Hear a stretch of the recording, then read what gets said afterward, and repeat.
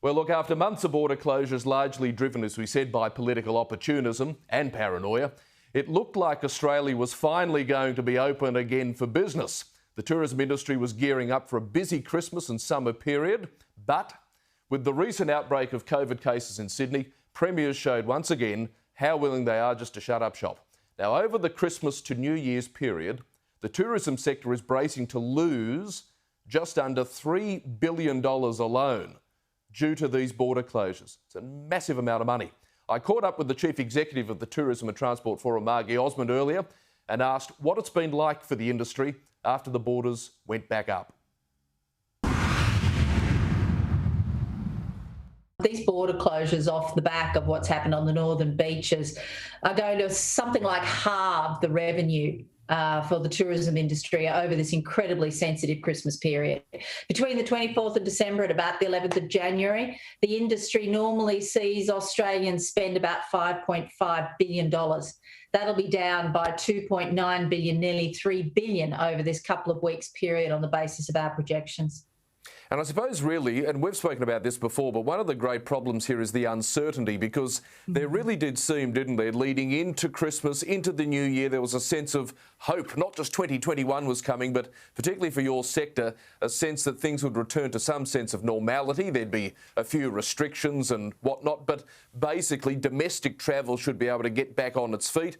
And sure enough, we have about 130, 140 odd cases, predominantly centred around Avalon.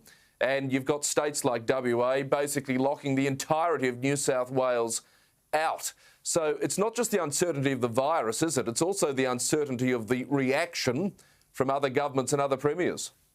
Absolutely right. That's the issue here. What we really need is some sort of uniform set of triggers around the country that we can depend on, that says if this happens, this will happen. Now, that's especially important for the industry, but it's also important for travellers. They need a sense of certainty too. Yes. And, I think the problem with this is that when we surveyed about a month ago, 25% of people across the country told us that they weren't planning on leaving home anyway over this period. I think that figure will be substantially bigger when we go back and ask people after Christmas. But it's just, how do you calculate also the longer term impacts on people's sense of confidence in being able to book? If this had just happened once, well, probably people would have got over it, but it hasn't just happened once. We've had Victoria, we've had South Australia, and now we've had the northern beaches, and I think people are a bit gun-shy.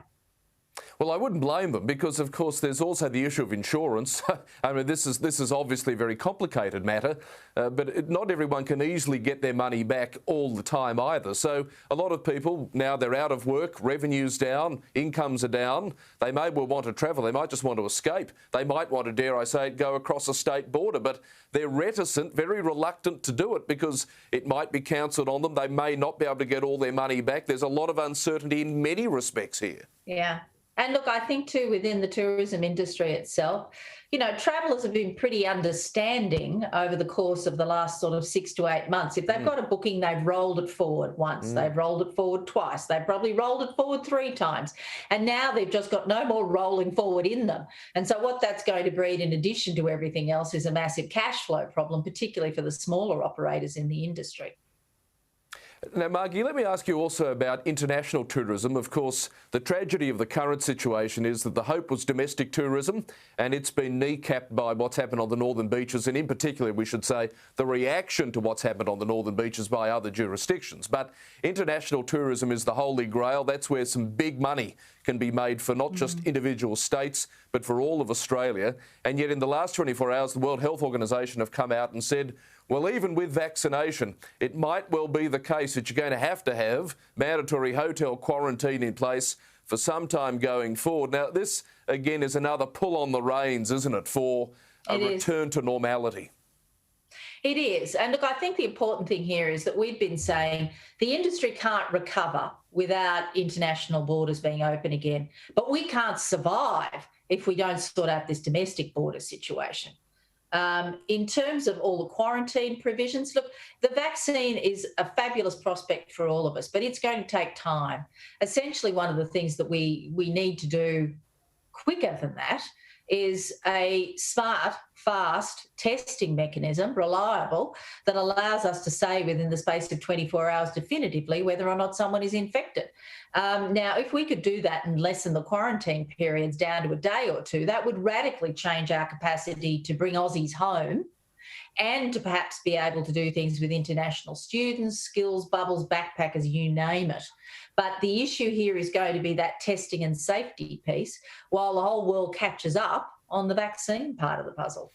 It's important to note here too, isn't it, the breadth of the tourism industry. It's not just people that operate airlines and run hotels. It's the hire car operators. It's often the restaurants in areas like Cairns and the Whitsundays and these places.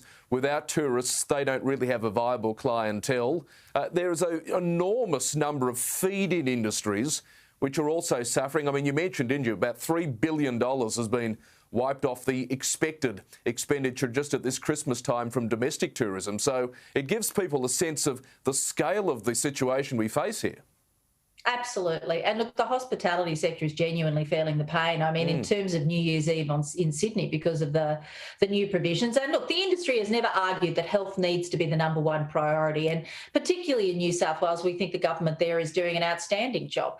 But nevertheless, we're back to the 4-metre rule and a whole range of other things. And the uncertainty and the concern around this means that some of our key most iconic restaurants have seen like 800 cancellations just last weekend for this period. And another restaurant I was talking to have seen over 1,000. So it's having a manifest effect across all of them. But the other thing is, don't forget all of those attractions, Scenic World in the Blue Mountains, or Bridge Climb, or the art galleries, the museums, everybody else, the sort of experiential part of travel, they're all feeling the pain, something terrible too.